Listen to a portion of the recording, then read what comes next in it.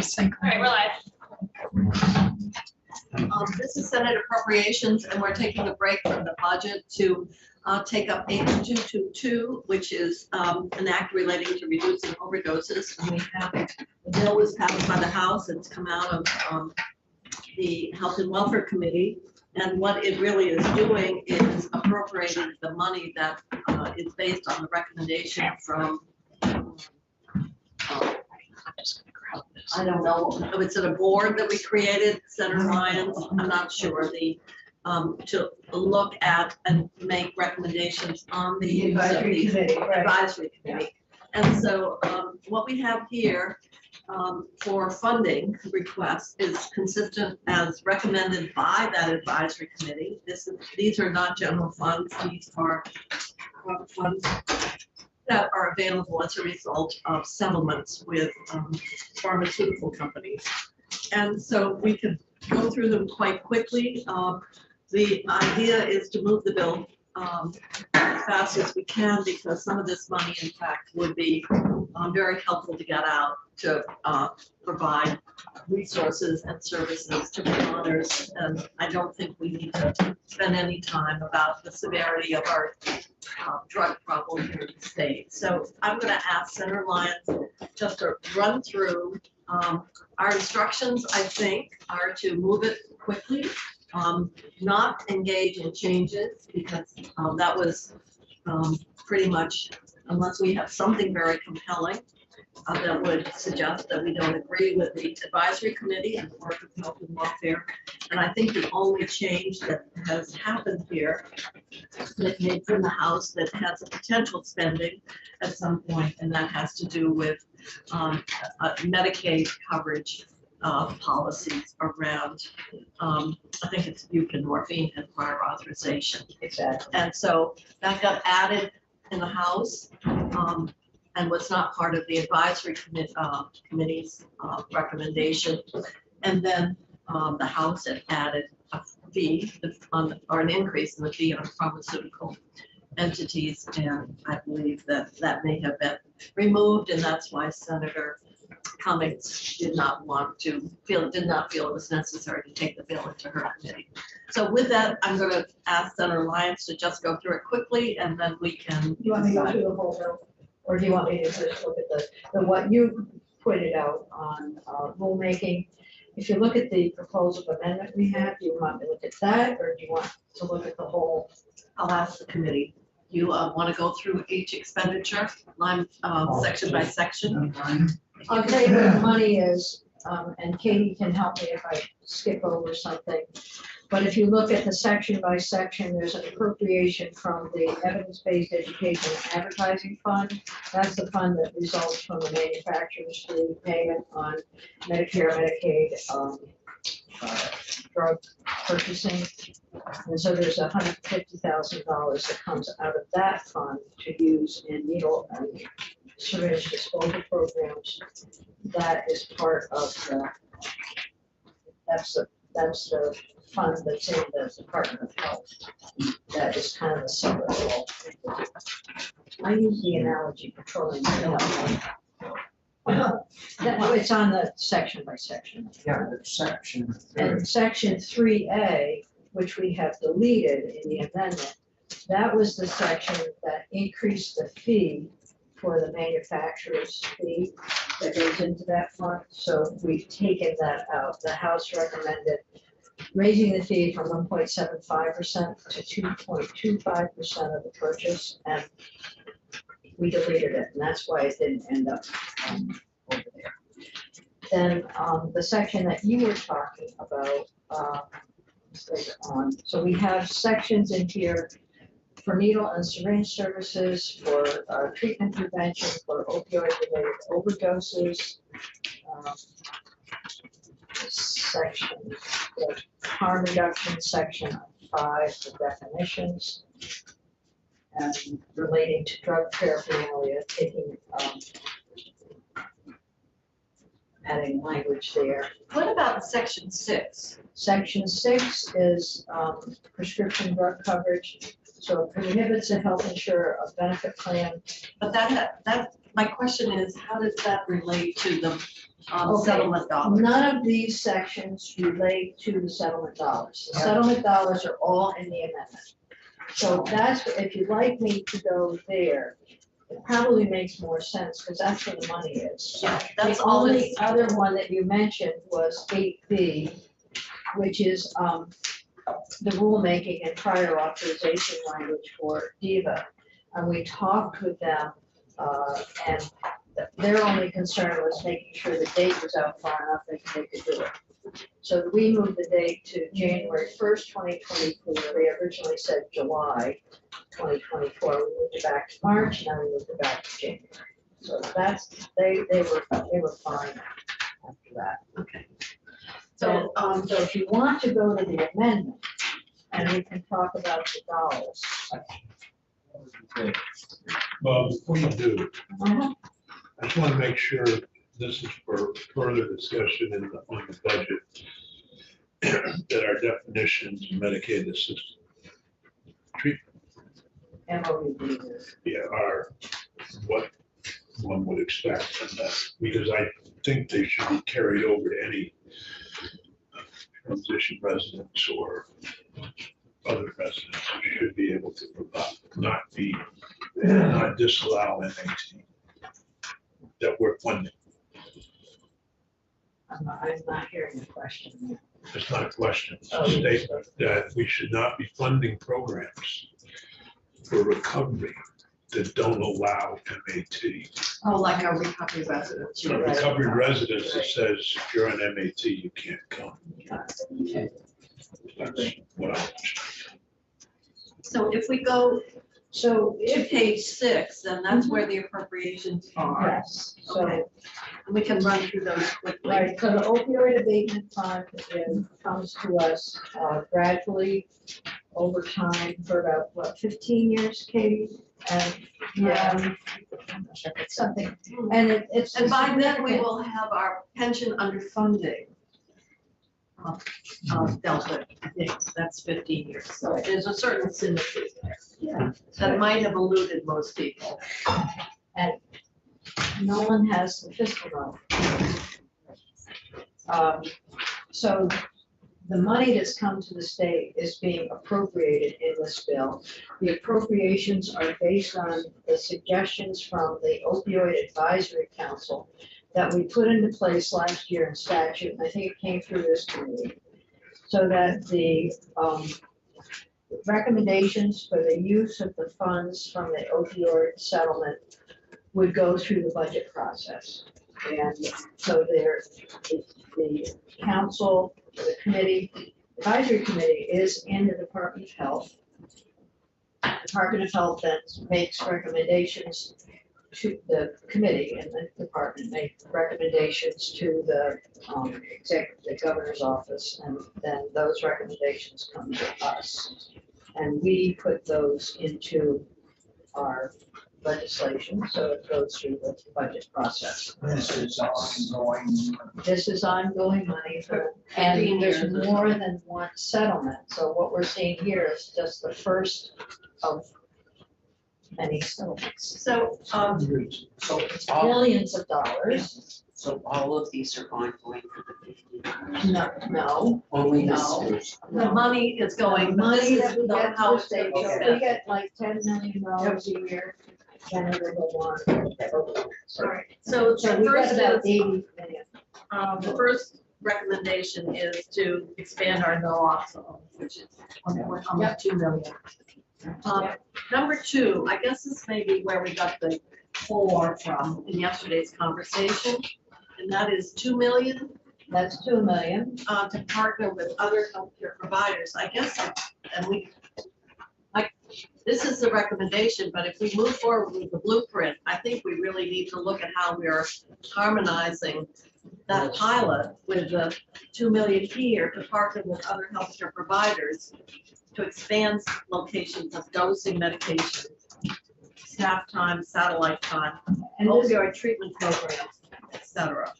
And the satellite locations, and I don't see Bennington there, so I'm waiting for Senator Sears to emote. know. Okay, so these We'll are be all, there soon. just remember, these are all recommendations from the advisory committee. Dean Whitman, All right. representative from Bennington is on this. He's on it, and He didn't get Addison it in, County I'm not Senator gonna- is on it. All right. It's his responsibility to look out. Then there's almost $2 million for, to fund 26 outreach or case management staff. And I would hope that if we're doing this, It'll continue. it will continue for the next 15 or 10 years because there is no expectation that we're going to pick up 26 case management staff on the general fund. And that is exactly the suggestion I think that we Well, made in committee. going back to the satellite X, I would prefer that they be. So, and Between remember. Brattleboro and Bennington. Yeah. If we could amend it that way. Well, right now, I don't get that. There's not one in the southern part of the state. There is the Brattleboro. Eastern Brattleboro. Vermont Oh, between oh. Northeast Kingdom and Brattleboro. I'm just saying go to Northeast Kingdom, Brattleboro. Operated by, also a facility operated by the Department of Corrections. And you don't have any There you Bennington, are. do you? There you go. Nor does Brattleboro. But it could be any facility. So Could be It Springfield. doesn't have to be here, it could be Springfield. I understand. So the next Do two you want- million, Addison County doesn't have any correctional facilities either. no, but they have satellite locations. They have, They're getting a satellite location. They got two different, they're doing two different things, satellite health entities, and then there's one correctional and a facility operated by DLC. and imagine that, So you want to modify that Yeah. to allow, all right? yeah, the more I think about it, even if Dane didn't Wait. catch it. But So- what are you gonna do? You would really like to have Eastern Vermont between Northeast Kingdom, Brattleboro, and Bennington. Palmer, Brattleboro, Oh. and Bennington. On that. It's only 40 miles. Let's do it. So- You should shall be, you could do that. Huh? It says shall, is that, I don't know how it's rated. Just goes to that, just put a comma after Northeast Just putting Kingdom. the distance. No, I think Brattleboro. Andy's looking at shall as opposed to something that might be a little bit more flexible. This really mandates where they, Oh, you're just, what you're saying, Senator Sears, is that you really could go from the Northeast Kingdom to Brattleboro over to Bennington, anywhere in that whole Yeah. triangle. Yeah, Exactly. Okay, at least we get that. says that it would be divided If you put it in equally Springfield, at least it'll be in some. Right. for yeah. treatment. So now I change that to apply the. No, he's just expanding the geographical area, those satellite programs could be located. Not Still don't number. understand why Addison County gets that. You've got Eastern Vermont between the Northeast Kingdom, Brattleboro, Chittenden County. And you get one in Addison County, Maybe no it's matter based what on- happens. I don't know. What is that all about? Why are they getting treated differently than the rest of the state? I think it's need based, What? need based. Well, I got shootings in Bennington and I got drug overdoses that probably rival anything that's going on in the little town of Middlebury, Or for gens, or Virginia, or Ferrisburg. or Did, writing. well, your colleague, I need to move this along, so how much No, time do we want to yes. spend? I would, For this year, this is first year. this is first year and this Well, has I just been, want, if you put a comma after Kingdom, Brattleboro, and then Bennington. Yeah, we've got that, I we've got done that, about that. we'll give you that. I'll still argue about, if anybody asks, and I'll argue that. okay, then there's $2 million for outreach, and I agree with Senator Kitchell, if we're gonna put this in place, then it should continue over time, so we cover the needs that are there. And so it would be to put individuals in settings such as police barracks, shelters, social service organizations, and elsewhere in the community. There's no designation of where that happens. Now, the question becomes one of the extent to which we intend those resources and that staffing would be funded out of the grant as opposed to coming back on the general fund. Exactly. And I don't know whether we can do that very easily. Katie, do you have a thought on that? No, I'm just thinking that we have funding for 4 opioid treatment programs, and if we're thinking of adding a 5th one, we have to either change the language or take another one out of the list. No, what we were saying is the geographical area in which those 4 can be located got expanded. Okay, Right? Each one of the 4 would get equally. yes. So instead That's of how it's- between the Northeast Kingdom and Brattleboro, it should be between the Northeast Kingdom and I think we changed the 4 to a 5. Please, That's the no, we simplest can't way to do do that if it's got all costs. No. $240,000, I don't mean the state's.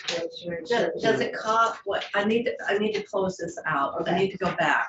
If we add Bennington as a region, Doesn't mean they're gonna it get. doesn't mean they're gonna get it. One of the satellite, be one of the considered. 4 satellite would be in between Northeast Kingdom, Brattleboro, and you've got Chittenden County there, which is Chittenden going, County gets one, Addison County gets one, and the rest is, and operated by the Department of Corrections gets one, and the rest of the state that's one. gets one. Isn't that a great I can't respond. distribution? Based on public. Go ahead. I would assume that the advisory committee must have weighed some of this out, but Well, evidently not. Well, it depends on where you're sitting, I suppose, and where you live and what you Well, represent. Well, knowing that my own representative was on that committee, You better talk with them. I'm going to. Look, is it So, if possible you- so that we have, we keep it with 4, but Yeah. we made a larger, Yes. one of those regions larger? Yeah. All right, I'm gonna move on. So I'm gonna suggest if you look at section 14 on the fiscal note that Nolan has provided, that gives a summary of all the little over $8 million. And then the residual, the total amount of funds, 10.4 million. So we talked about the satellite dosing of medications, and then the 26 outreach or case management staff. I don't know, can we put in something about it's the intent that these positions would be somehow, Funded going forward by the Yes, opiate settlement. yeah, I mean, the minute you start adding staffing, you've got to have some kind of assurances that they're gonna not be one-off, 1 year. And that's my concern, is if you're gonna put 26 positions out there, and we got 15 years of funding, we need to give some assurances of stability. And that's, I think we can come up with something that indicates that our intent is to continue funding, or I'm sure Kate is saying something very eloquent, that would, that the proceeds from this settlement would be available on a continuing basis or something to support the staffing prescribed here. Yes, Rick. I'm kind of jumping a little because when I went through the health department budget, one of the, a bunch of the advocates in the syringe program services, they were looking for 400. Is that built in this 240 on top of it, or? I can't answer that. This is, I can't answer that. So, The Department of Health will have to answer whether they're asking for additional funding. This is just the bill. okay, Yeah. that's my question, because the advocacy groups with the health department, to meet the need, it was suggested that it was 400 that was there, so I don't. it's 240 Well, here. I don't know, they on the list? For 400, you've got them on your list? I had this in the work, yeah. All right, well, I don't know, I mean, Okay, but we didn't take that up in this bill. was that Okay. request made as part of the review of this? No. No? Not that I. Well, I We hate have- to add, I mean, if in fact that's the ongoing need. These are four syringe service providers. The money is divided between those four. To provide overdose prevention services and response education. So is the was the 400 for a broader coverage than the four, I guess we only have four syringe providers. That's it. So the question becomes one of, we use this and are there available funds? And now we're departing and superimposing additional testimony on top of recommendations that came out of this advisory committee. It's advisory, I suppose we can override it. The other is if you have a compelling case that we should pay 400, we're gonna have to do it out of one-time money until we convince the board that that's the level of financing. The only other thing I would say, and this is a question probably for Department of Health, is that the money that's expended, appropriated in this bill doesn't use up all the money that's in the fund. There's a carryover of, what, $2 million, more or less, that's still in the fund. My question is, if there's still money in the fund, I would prefer to use the money from the settlement as opposed to general fund. Agreed. I'm in a difficult spot because how the extent to which we want to adhere to the work of your advisory committee and override and insert our judgment. And that's what we're dealing with here. Yes, So, and you're speaking to the choir because I made the same speech in my committee.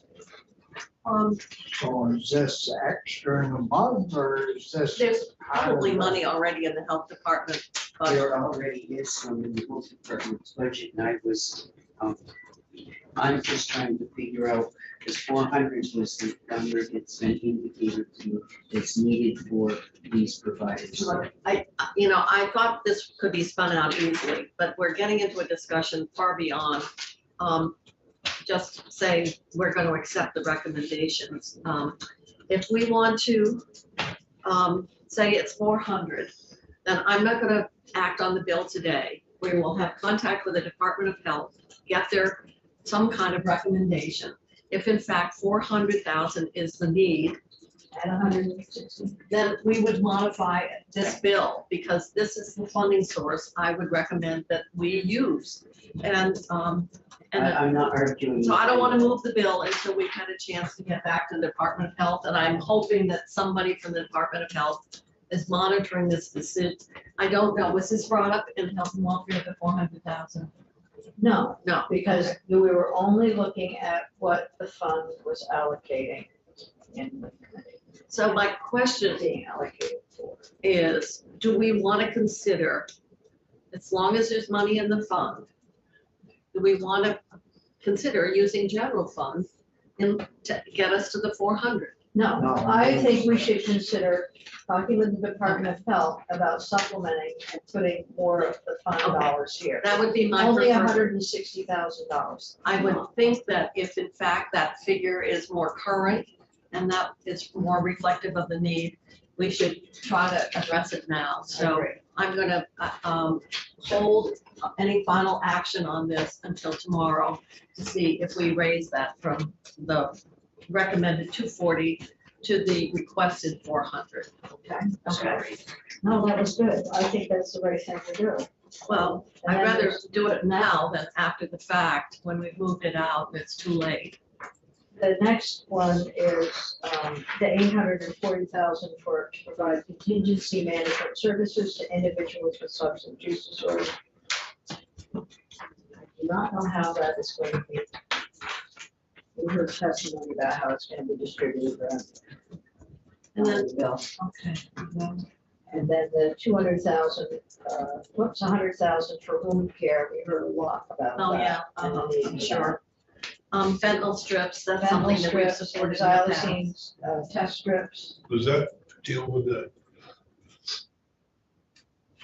bill that came out of judiciary, that portion? Yes, so the next section is where you're gonna get into that. To the number 8, Number 8 is the 700,000 to use for substance use programs for testing. So these are the spectrophotometers and the Fourier transform infrastructure. What's the difference between 7 and 8?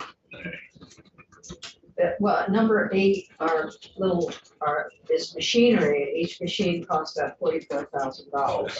And then there is the immunity section. What section is that? Where is that, Katie? Earlier in here. 200,000 though buys the test strips, but they can't be read. It's not like the test strips for COVID. No, They can't be read without the machine. no, the machine is, I think the machine uses a sample of the drug itself. And the test strips really, the xylazine are special test strips. You actually get them. Yeah. Yeah. Yeah. But can you tell, does anybody know if you can tell from the test strip? What? If it has xylazine? I would think so. If it's meant to, if it's an indicator strip for xylazine, so. It's sort of like taking a COVID test, you'll get a Yes. color on the strip. Exactly. Sorry. I So, don't speak. so those are the Yeah. test. I think so. And the test strips are easy to distribute, but the little spectrophotometers have to be in secure places as determined by the Department of Health. Are we happy with the 700,000? Yeah. Okay, going once, going twice, it's sold. All right, so I think, and then the grants, What's the next one? that's just, Oh, that's- shall be based on an applicant's ability to provide publicly available drug checking services. So, Okay, yes, so the 200 that's in Oh, seven, you got that. that's the kits. That's the kits, okay. Thank you. Yeah, that's. so we're going to defer a vote on this today. If we get a feedback from the health department by 4:30, we might be able to move this out. But in the meantime, I'm holding it. We've gone through it. And I think we've made 2 amendments already. One is to include reference to adding Bennington to one of the 4 regions, with a big region. Thank you. And then the other is some kind of statement of intent that if we're putting these positions out, that they would be, financial support would be available. This now will clean up on the one-time list, all of the things that were corresponding. Which one? Because we went through the one-time list, and for example, a bunch of these things were on. Yeah, there were 3 or 4. But, There were 3 or 4. yes, All related to opioids. yep, all Yeah. related to opioid, they, from the House budget.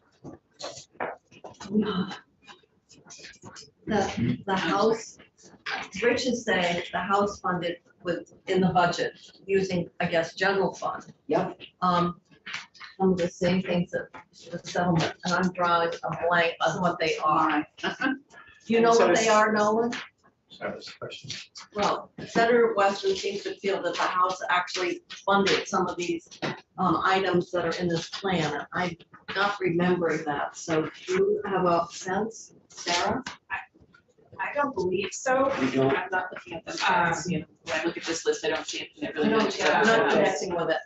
I thought Let the me say, fentanyl strips were in the, on their one-time list. No, I don't believe so. so I'm gonna say that if we can have a chance to check to make sure that we're not including funding Or there might be twice. some underlying base on fentanyl strips. Imagine, because we have those, but I think It's this is tiny to, money. and I think this is to expand because the need for the strips is fairly significant. And we do know that the syringes are for the AIDS organizations. Yep. Just for that. Yep. Exist in the budget. So I'm gonna hold this and we're gonna go on to our budget work. And the next item is transportation, and we have Chris Room here. And the reason that we're taking testimony on the fees is because the House included an update to transportation fees. They have not been adjusted since 2016. Therefore, we have 6 years that have gone. there is a statutory requirement that these fees to be adjusted every 3 years. And the reason for that is to avoid very significant increases.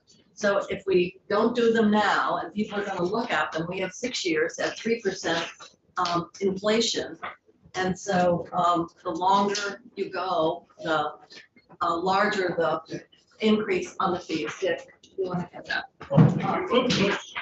And the reason it's important for those of us in the budget is the governor's budget was proposing using a significant amount of general fund, close to 80 million, to support the match for the regular FHWA funding source, which supports regular transportation expenditures.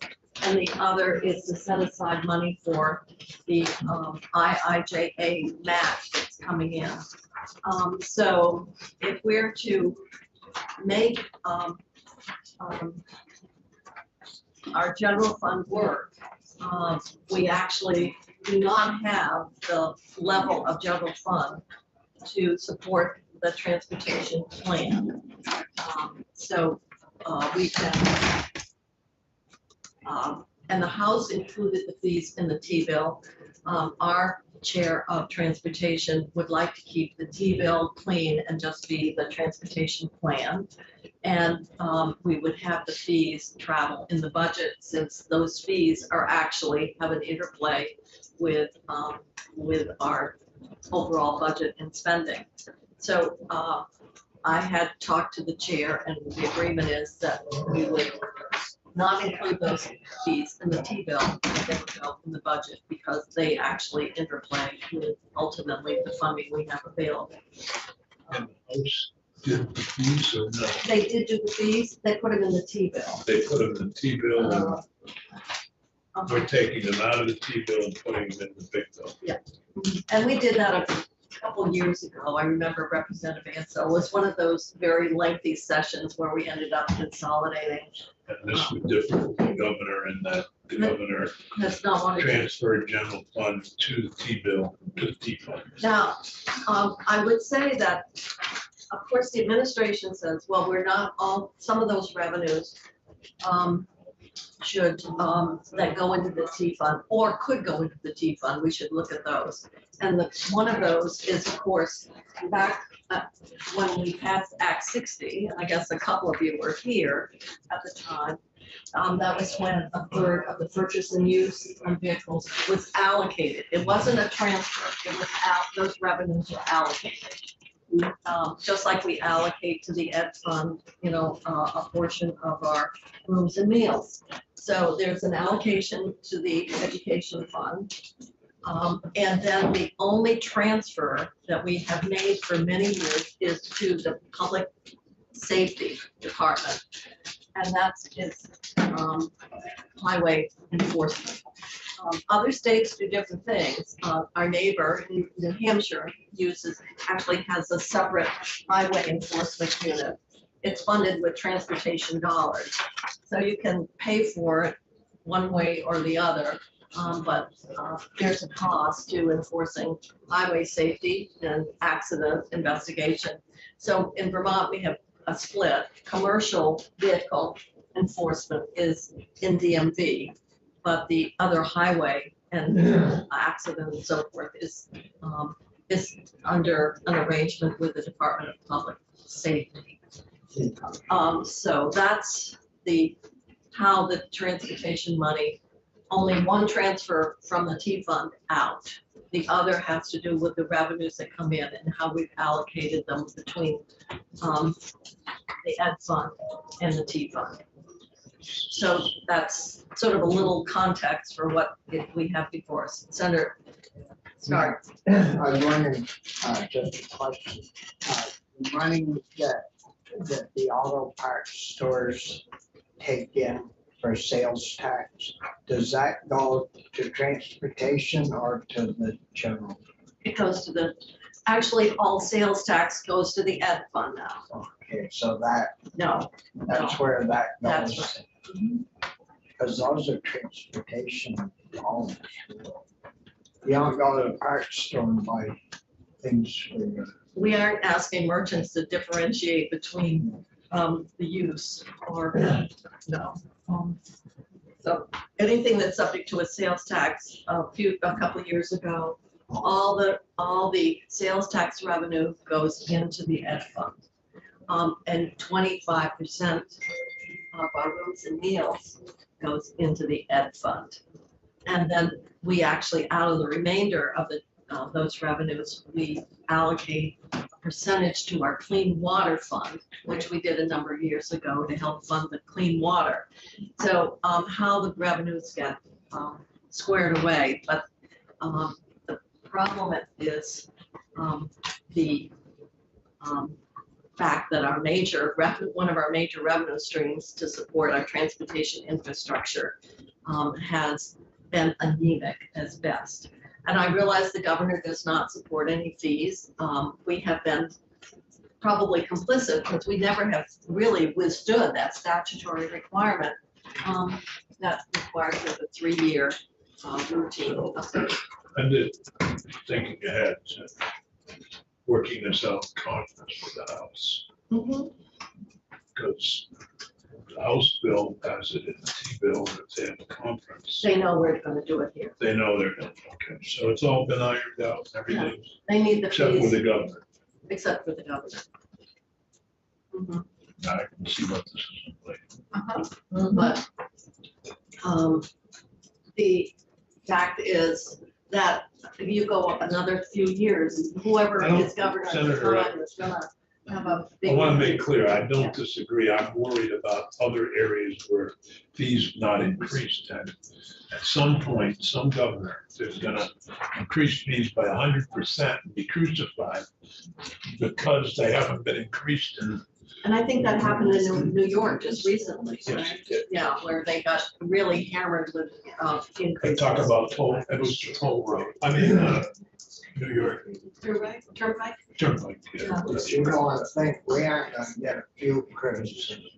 Interstate nine. 20% on the bump. Well, if you wait 2 or 3 more years, It'll be worse. it'll be worse. They didn't do one in 10 years. They hadn't done an increase and all of a sudden the government. Well- Increase in tolls.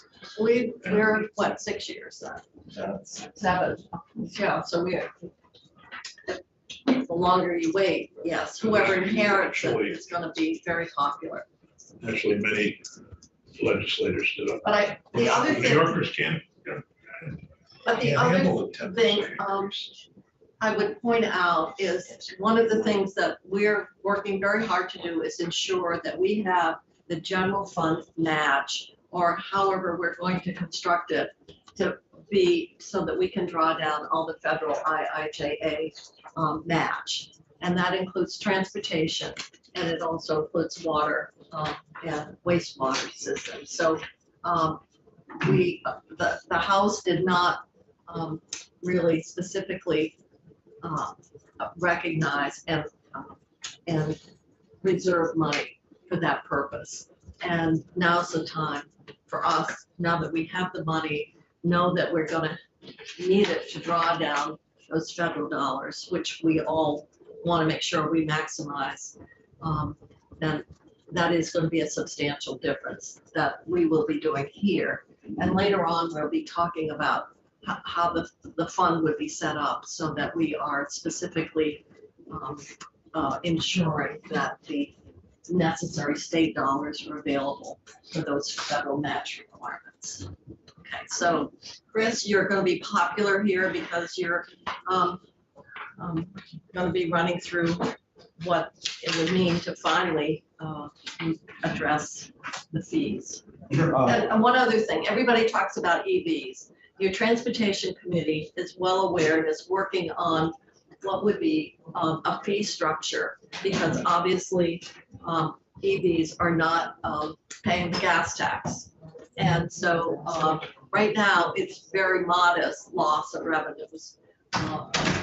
And there is work underway to get into a vehicle miles traveled arrangement so that those vehicles would be contributing to the fund, because they're obviously using the road and using the bridges. So I just want to say, we haven't forgotten that we need to bring that group in to pay something to replace the gas tax, and that's under development.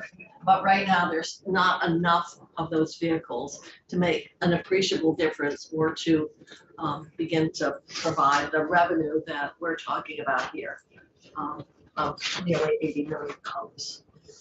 So I guess, yes. You pay the purchase and use of newer, more expensive cars. They're paying with them. Yeah, that's been their argument today. God. I know, so why don't we go through, this is what we get whenever we've done this fee bill. So Chris, do you want to take it and Sure. go through the documents that you've provided us? Sure.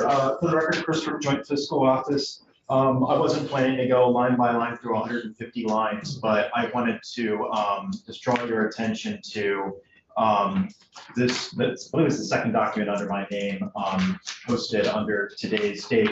If you look at column 16 and work your way down, that would show you the expected additional revenue that would come in from each line. But before I really go through this, I just wanted to sort of reiterate some context of why we're talking about these fees and why there's this 19.8% growth factor. Madam Chair, as you noted, the infrastructure bill that passed in Washington creates a tremendous opportunity for Vermont to make investments in its transportation network. But it also creates an issue for us because we are looking to get significantly more money from this bill than we did under the previous 5-year federal transportation bill. The FHWA formula funds are about 30% more under this bill than they were under the last bill. Plus, there's some new funding opportunities in the bill. So when you factor in those new funding opportunities, we're looking at around 50% more federal dollars over the life of this bill than under the life of the last bill. Unfortunately, those dollars are not free. They typically require a non-federal match to draw down. So if we are getting more federal dollars, we need to come up with more non-federal match. And the standard rule of thumb is the 80-20 match. There are some exceptions, but for, if you've got a $10 million project, you could fund it with $8 million of federal funds, but you need to come up with the $2 million from non-federal funds in order to make that project work. So the issue we have is we all have had a lot of good news about strong revenues from the other major funds of government, but the T fund has been sort of a sad corner of the government since the pandemic. The T fund has seen gas and diesel tax revenue continue to drop for sort of obvious reasons. Much better fuel economy. We drive a lot less than we did pre-pandemic. The purchase and use tax has helped offset some of that, but the latest consensus revenue forecast looks at, when you look at all the revenues coming for the T fund and the TIB fund under current law, from FY23 through FY28, there's a compound annual growth rate of about 1.13% in those revenues. So it's essentially flat current law revenues at a time when you've got increased base pressures and additional federal dollars to draw down. So the administration has identified a funding gap of approximately $79 million over the next 3 state fiscal years. So the administration had proposed bridging the gap in FY24 by transferring just shy of $11 million from the general fund into the T fund. The T fund also has $20.7 million of reversions from unspent appropriations. And there's 2 one-time items that are proposed to be funded out of the general fund because there's insufficient capacity in the T fund to pay for them. That's $3.5 million for a new maintenance garage in St. Albans and $3 million for grants along the Lamoille Rail Trail. So in addition to that, just shy of $11 million proposed transfer, the administration has proposed fencing off $68.2 million of general funds to help bridge that gap in 25 and 26. So that would be roughly $33 or $34 million a year for those 2 years as well. Add the 3 years up, $79 million total. What I was asked to do by the other body was take a look at DMV fees that primarily accrue to the transportation fund that had not been adjusted since the last round of adjustments that took effect in July of 2016 and apply an inflationary escalator to them. We looked at several different inflationary indices, and the lowest one we looked at was the personal consumption expenditure index, which grew by 19.8% between July of 2016 and December of 22, which was the most recently available data at the time. So we took the current fees, we applied a 19.8% increase to it, and in keeping with past practice, that resulting value was rounded up to the nearest whole dollar. So if you had something that ended up being, $44.63, it was rounded up to $45 for administrative simplicity. So the chart that you have shows you what all those fees that had most recently been adjusted in 2016 with the escalator applied to it, based on data that on FY22 units that DMV was able to pull together. And when you apply that escalator to all of those fees, you come to an estimate of about $20.5 million of additional annualized revenue to the T fund from the fees, plus an additional roughly 1.1 million of additional revenue to the T fund from increasing the statutory cap on the purchase and use tax by 19.8%. That's the cap that applies to big trucks over 10,100 pounds. That had customarily been adjusted when fees have been adjusted as well. So you're looking at, between the fees and the purchase and use tax adjustment, approximately $21.5 million of additional annualized revenue for a full year of implementation. There's some caveats to this data. DMV data is not perfectly linear. People sometimes switch between the 2-year and the 4-year operator's license or the 1 or 2 year registrations. We all don't buy and transact cars at the same frequency every year. And even though DMV did a yeoman's job pulling data together for our very cumbersome data request, they have to pull this data from many different legacy systems. So there's just a range of error in the data that should be expected from year to year. The DMV also is in the process of doing their variation. Yeah, exactly. So we can expect 21.5 or so as the annualized amount, but based on talking to our economists, a 10% range of variance from that from year to year would be reasonable to expect. Now, the DMV is currently doing their core modernization project, which is set to launch in November. And some concerns were raised about their ability to continue to move forward on that project and try to implement a fee adjustment at the same time.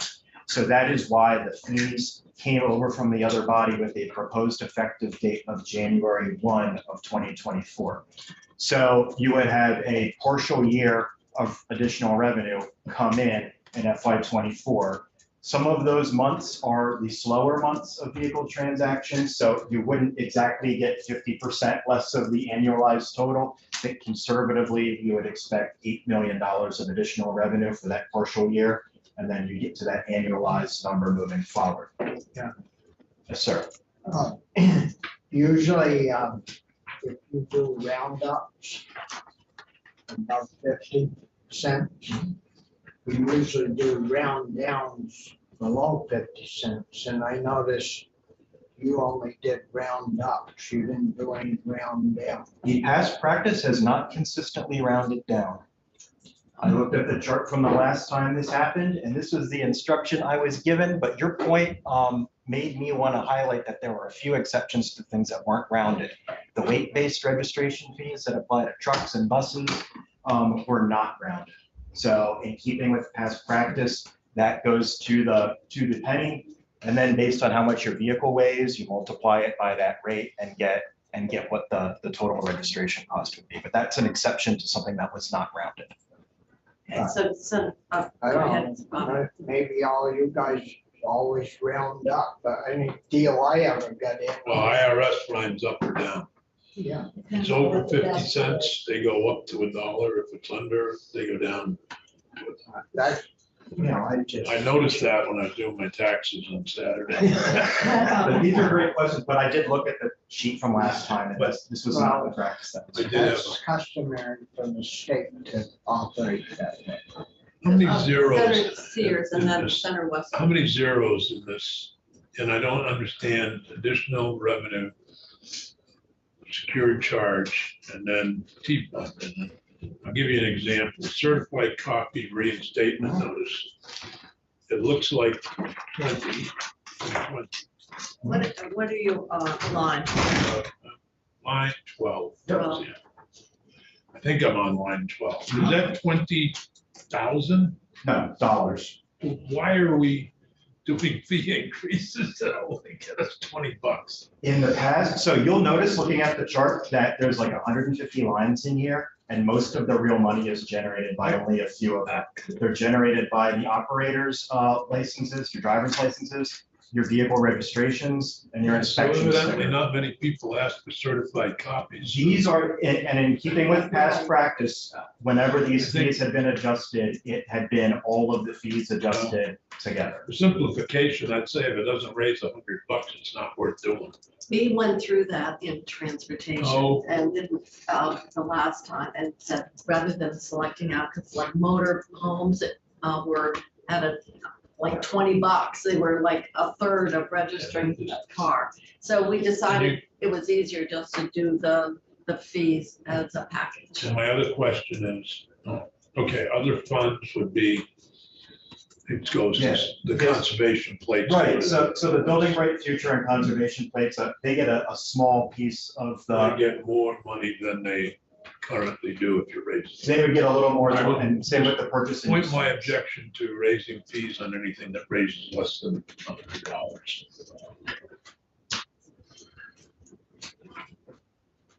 Oh, that's hard to go back in and pull out. Well, it's pretty clear here. The real money is, We know where the real money is. It's just the extent to which you don't update them, the more they get out of kilter when you come back and do them. they'd be up to $60. A lot of it comes out of the truckers. Well, Rich, you had a question. So just from the high level, these fees go into effect with the fiscal year. Calendar. calendar It'd year, be- January. The calendar year in January, so it would be next January that they go into place. So your numbers that are 21.5, we would only expect 8 million, Eight in the first year. 8 in the first year. 6 months. So yeah. in total for the 3-year period that we're talking about 21, 21 and 8. So we're talking, It means that the gap does not get totally closed and we still have to move additional money. I'm trying to understand that and get there. And I think our estimate was about 25 million. So we're at 50 and the T-bill and the infrastructure bill together, we need to bring in about 79 million Over the 3 years. over the 3 years. So there's about 20, 29, $30 million shortfall in this. When the secretary came in and sat in that chair, he made the argument that the infrastructure money is going to go away. And the T-bill is underneath. And there is an ending to the 5 years will be up on the T-bill. How much of this is the match related to the infrastructure bill? And how much of this is a shortfall to match the underlying federal transportation? Sure, so there is, this whole thing, we're only talking about a 3-year window right now, so 24, 25, and 26 of the state fiscal years. I will not sit here on the record and say that all of this money is going to be one-time money that goes away. The half of this infrastructure bill included the reauthorization of the surface transportation funds that we typically get. And as you know, we've never received less money from. I There are all- understand, I'm just trying to figure out from this point, from this vantage point, I've been around here for a long time and was involved in a lot of transportation stuff for a lot of years. And I've never seen a T-bill that got reauthorized that wasn't at a higher amount. I understand all. Then you're arguing that we really do need to do something to increase the. Yeah, well, I'm just trying to figure out what it is. And from that vantage point, if the secretary comes in and makes the argument that the infrastructure bill's going away, but the underlying T-bill itself, we're short on. Well, you. it's just, we need to remember we're doing two things here. One of which is the standard match, which Yep. is under the, which is you're talking about your regular. Yeah. And that's short about 10 million. Okay, And then, so if you do the fee increase and it's annualized, then you've got some growth there to support a higher reauthorization of your normal well, I think surface transportation. yeah, but I'm just trying to understand that from the respect that even doing this and all of that, when I'm looking out 3 years, there's going to be a gap again. And I'm just trying to understand what that gap might be in 3 years, even if we do this. Well, but your IIJA money, it has an end date. Your reauthorization of your surface Well, transportation does not. So one might think that the money that you don't need to service the match for the IIJA, unlimited, which goes through 26. Yeah, then you would have the money, you would have the capacity I have for the reauthorization. But if we're short for both of those now, You won't be short for your regular match. What you're gonna be short for is the match for the additional IIJA money. Or if they increase it. Yeah, and something else to keep in mind is we've typically seen continuing resolutions happen to buy Washington time to sort of figure out what the next bill. So that's the big crack in the crystal ball about what's going to happen a few years from now is how much was one time and how much of the status quo will continue. so how much mismatches the IIJA? I have a slide that the agency itemized what is known right now that I'm happy to share with you. So I'm just wondering how much of this money how much we have to do for that versus. Yeah, I can send you the slide that breaks out what some of the competitive grant opportunities were in the bipartisan infrastructure law separated from the base amounts. But something else to keep in mind is infrastructure law or no, base pressures are going to keep going up. And revenues are growing at 1.13% on average. So that's going to create an issue regardless. Senator Starr. Yeah, be like you said, 64, 65. Mhm. Are those the commercial motor buses? Yes, well, 114 and 115, yes, they are. And I believe the commercial motor buses are primarily line 64. We didn't have good unit data on that, so that's why you see those blanks there. There are some known gaps in our data, but what this chart shows you is it tries to tie every line of the statute that had a fee in it and where data was available to create the estimate. And going back to Senator Sears' question about how to read it, yeah, that big highlighted column 15 just breaks out, okay, based on how many units that were transacted, multiply that by how much additional dollars per unit would come in column 11 rather, to generate that. And you'll see that for almost all the lines, the additional revenue all goes to the T fund in column 16. The exceptions to that are some of the special plates and that 1/3 of purchase and use that goes to the edge. I mean, just driving home from here,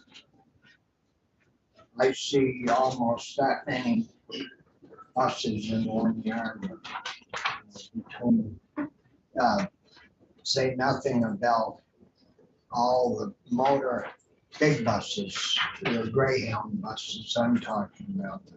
And it totals out to in the line 16 on the yellow line, 1,670. That's for the local transit buses. And some of those can also be registered under the municipal, I believe, too. So it's not every single passenger vehicle included in that line. It's just the data that was available under that line of DMV's computer system.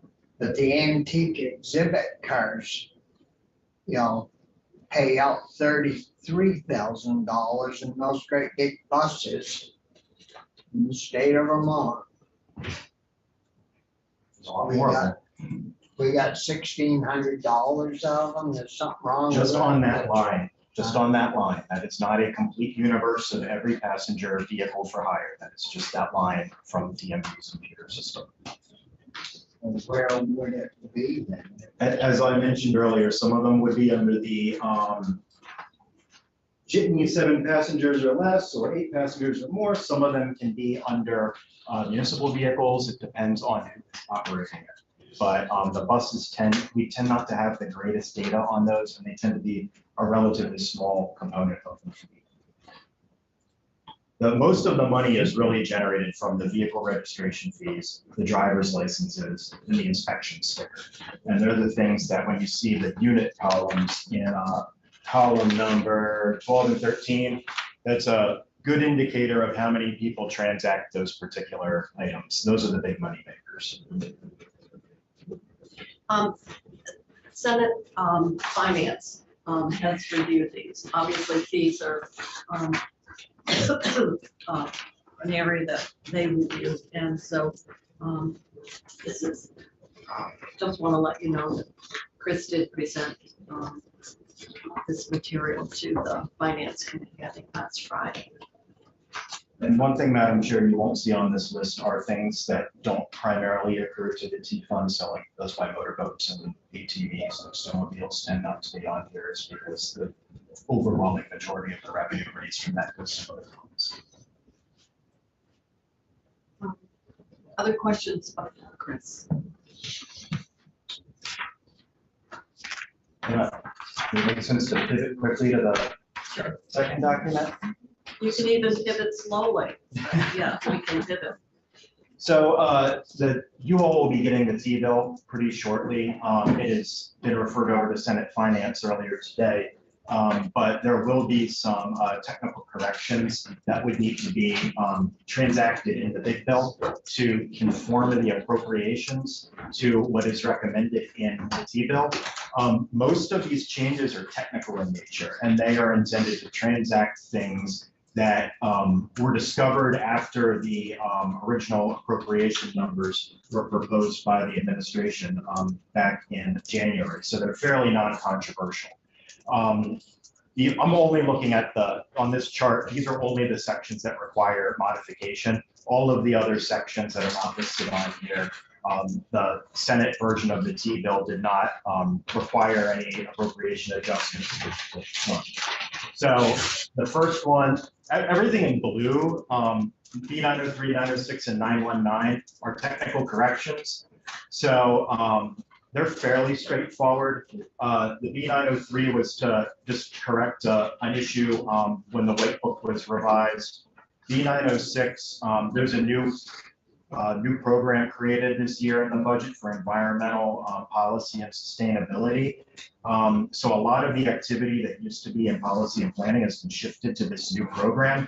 But they discovered that $4 million of federal appropriation authority did not make the move, so we need to make the move.